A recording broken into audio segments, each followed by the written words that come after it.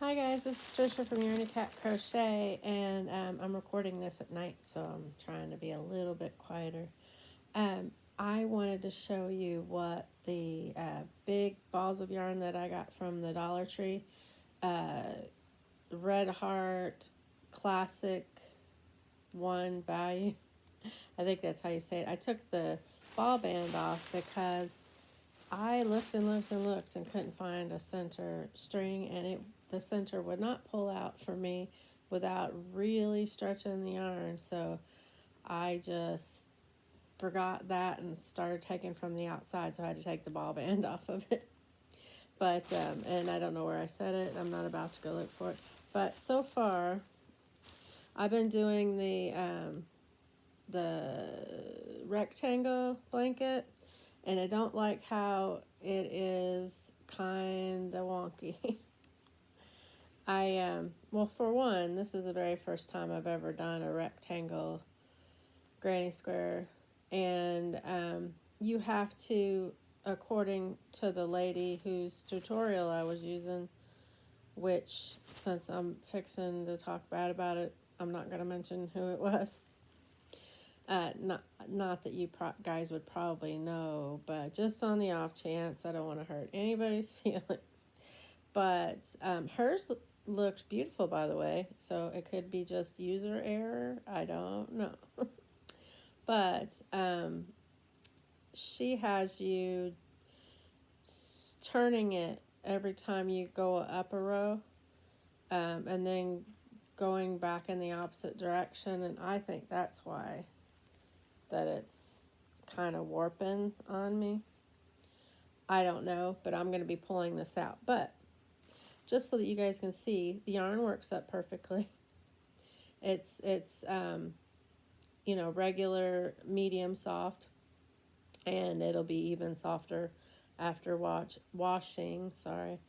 And I do believe this one ball would make almost a complete lap blanket at the very least. And I figured it out. It's almost 5. I thought it was 6 skeins, but it's almost 5 skeins of yarn per ball. And if you consider, like I do, that a standard skein would be 3.5 ounces, so it's almost 5 skeins per ball. And usually about 5 or 6 is what I use for those lap blankets that I made for the veterans. Except for I had a little bit bigger skeins, so I didn't have to quite use that many, but that would be the equivalent of that.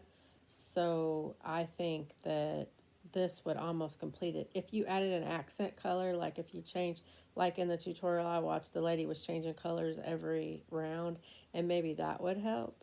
I don't know, because she was tying on in different spots for each row, and I'm going up instead of changing colors, so that could also be why it got a little warped. I don't know. I do like the style. I just don't like that it's kind of warpy.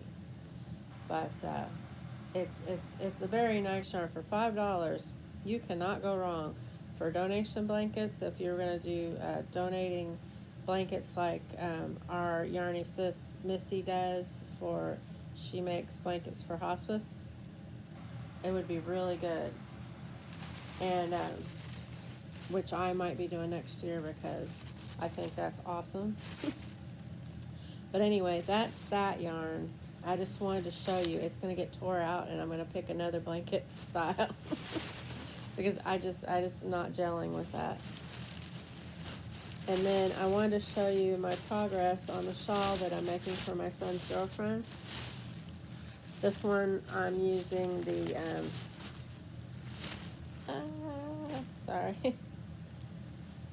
the Yarn Bee Sugar Wheel Cotton Sparkle. This is the one that got harshed, but I bought it anyway because there was that many, and I wanted to keep them to use, and I'll just cut the harshed part out of it. But I am almost finished with this. I'm trying to find the top. to show you.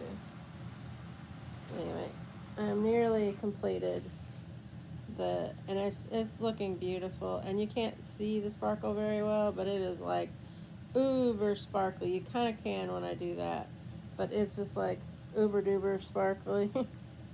And it's a gorgeous pattern, and I just love how it works up.